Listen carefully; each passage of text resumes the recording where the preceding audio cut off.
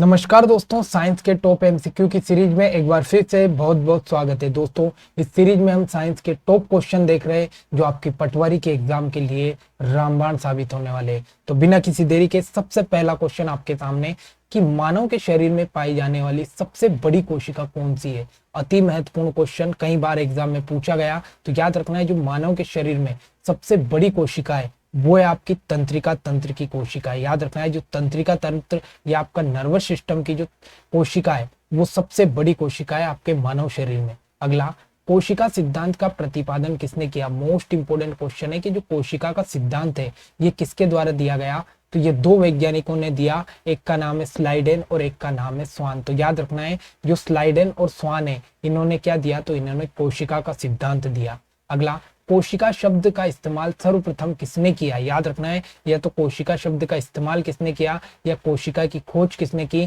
तो याद रखना है ये कि आपके रॉबर्ट हुक के द्वारा। मोस्ट इंपोर्टेंट क्वेश्चन है, जो आपके रॉबर्ट हुक है उनके द्वारा यहाँ पर आपकी कोशिका की खोज की गई है। अगला, छोटी चेचक बीमारी का रोगाणु है। मोस्ट इंपोर्टेंट क्वेश्चन है कि जो छोटी चेचक बीमारी है ये किसके कारण होती है। तो याद रखना है ये विषाणु या वायरस के कारण होती है। तो याद रखना है छोटी चेचक बीमारी वायरस के कारण होती है। अगला, स्वाइन फ्लू शरीर में किस तंत्र प्रणाली को प्रभावित करता है। याद रखना है कोई भी व्यक्ति को अगर स्वाइन फ्लू हो गया तो याद रखना है उसका जो श्वसन तंत्र है ये श्वसन तंत्र सबसे ज्यादा प्रभावित होगा, उसको सांस लेने में बड़ी दिक्कत आएगी। तो याद रखना है श्वसन जो स्वाइन फ्लू है ये सबसे पहले तो संक्रामक रोग है, हवा से फैलता है, हवा से फैलता है तो आपको श्वसन तंत्र को प्रभावित करेगा।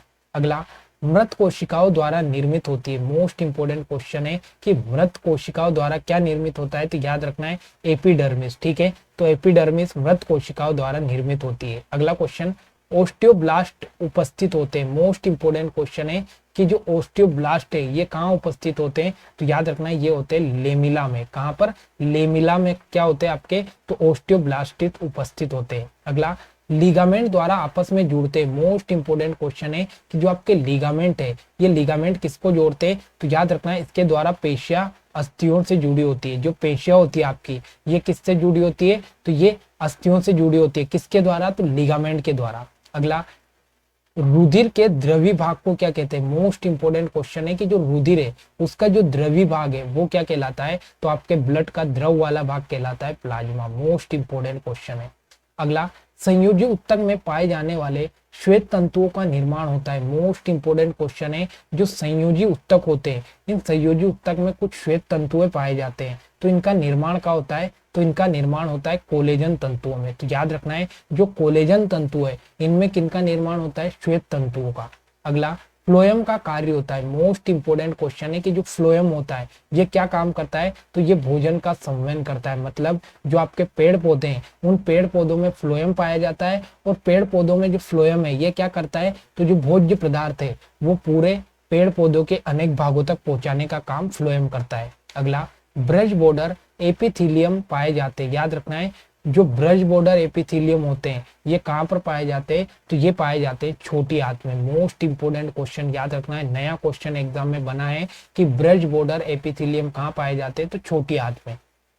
अगला, एक लंबी अस्थि के सिरे दूसरी अस्थि से जुड़े होते हैं तो उसको क्या कहा जाता है। मोस्ट इंपोर्टेंट क्वेश्चन है कि जो आपकी एक लंबी अस्थि दूसरी लंबी अस्थि से जुड़ी तो उसको अपन ने क्या द्वारा, लिगामेंट के द्वारा जुड़े होते हैं। अगला, जीव विज्ञान की वह शाखा जिसमें प्राणियों की पहचान, नाम पद्धति, उनके वर्गीकरण का अध्ययन किया जाता है वह कहलाती है। मोस्ट इंपोर्टेंट क्वेश्चन है, तो याद रखना है जीव विज्ञान की वह शाखा जिसमें प्राणियों की पहचान, उनका नाम पद्धति और उनके वर्गीकरण का अध्ययन किया जाता है वो शाखा है आपकी टेक्सोनॉमी। ठीक है, तो टेक्सोनॉमी में कोई भी प्राणी का नाम पद्धति पहचान वर्गीकरण का अध्ययन किया जाता है। अगला, टेक्सोनॉमी का जनक किसे कहते हैं, तो याद रखना है जो टेक्सोनॉमी है उसका जनक कौन है, मेंडल है। अगला, वर्गीकरण की मूल इकाई क्या है। मोस्ट इंपोर्टेंट क्वेश्चन है कि जो वर्गीकरण है इसकी मूल इकाई क्या है, तो ये आपकी स्पीशीज। मोस्ट इंपोर्टेंट क्वेश्चन है, तो याद रखना वर्गीकी की मूल इकाई क्या है, तो स्पीशीज है। अगला, द्विपद नाम पद्धति के प्रस्तावक कौन है। मोस्ट इंपोर्टेंट क्वेश्चन कि जो द्विनाम पद्धति है उसके प्रस्तावक कौन है, तो याद रखना है ये दी केरोलस लीनियस ने। मोस्ट इंपोर्टेंट क्वेश्चन है, द्विनाम पद्धति जो है ये किसने दी, तो केरोलस लीनियस ने दी।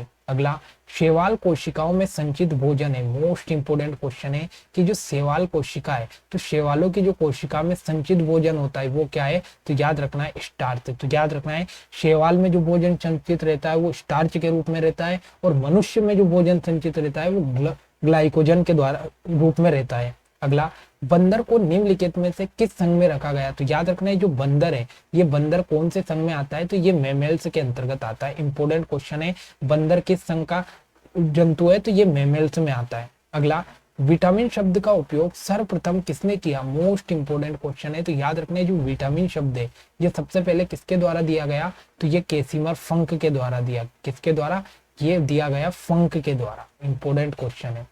अगला, दूध में उपस्थित शर्करा है, इंपोर्टेंट क्वेश्चन है कि दूध में उपस्थित शर्करा कौन सी है, तो याद में रखना दूध में जो उपस्थित शर्करा है ये ग्लूकोज है। इंपोर्टेंट क्वेश्चन है, दूध में उपस्थित शर्करा कौन सी है, तो ये ग्लूकोज है। अगला, पेलेग्रा किसकी कमी के कारण होता है, तो याद रखना है जो पेलेग्रा है ये पेलेग्रा किसकी कमी के कारण होता है, तो याद रखना है ये नियासिन के कारण होता है। इंपोर्टेंट क्वेश्चन है कि जो पेलेग्रा रोग है ये किसकी कमी के कारण होता है, तो ये नियासिन के कारण होता है। अगला, हाथी पांव बीमारी निम्नलिखित में से किसके द्वारा होती है, तो याद रखना है जो हाथी पांव है ये किसके कारण होती है, तो ये हेलमिंथेज के द्वारा होती है। इंपोर्टेंट क्वेश्चन है कि हाथी पांव जो है ये हेलमिंथेज के द्वारा होती है। पोलियो की वैक्सीन की खोज किसने की, तो याद रखना है जो पोलियो की वैक्सीन है ये किसके द्वारा बनाई गई, तो डॉक्टर साल्क के द्वारा बनाई। मोस्ट इंपोर्टेंट क्वेश्चन है कि जो पोलियो की वैक्सीन है ये किसने बनाई, तो डॉक्टर साल्क ने बनाई। इंपोर्टेंट क्वेश्चन यहाँ पर याद रखना है, पोलियो की वैक्सीन डॉक्टर साल्क ने बनाई। अगला, निम्नलिखित में से किस वैज्ञानिक ने मलेरिया के रोगाणु को खोजा। इंपोर्टेंट क्वेश्चन लगाकर लिखना कि वो कौन सा वैज्ञानिक है जिसने जो मलेरिया का रोगाणु है इसकी खोज की, तो याद रखना है ये कि रोनाल्डो रोस ने। मोस्ट इंपोर्टेंट क्वेश्चन है कि जो रोनाल्डो रोस है इन्होंने मलेरिया का रोगाणु खोजा। अगला, मलेरिया को फैलाने का वाहक है, मोस्ट इंपोर्टेंट क्वेश्चन है कि जो मलेरिया है इसको कौन फैलाता है, तो इसको फैलाती है मादा एनाफिलीज मक्खी। मोस्ट इंपोर्टेंट क्वेश्चन है कि जो मादा एनाफिलीज मक्खी है ये मलेरिया को फैलाने का काम करती है। अगला, जन्मजात रोग का उदाहरण है, तो याद रखना है जो जन्मजात रोग है ये है रंजकहीनता। मोस्ट इंपोर्टेंट क्वेश्चन है कि जो रंजकहीनता है या कलर ब्लाइंडनेस है ये एक प्रकार की जन्मजात रोग है या अनुवांशिक रोग जिसे बोलते हैं।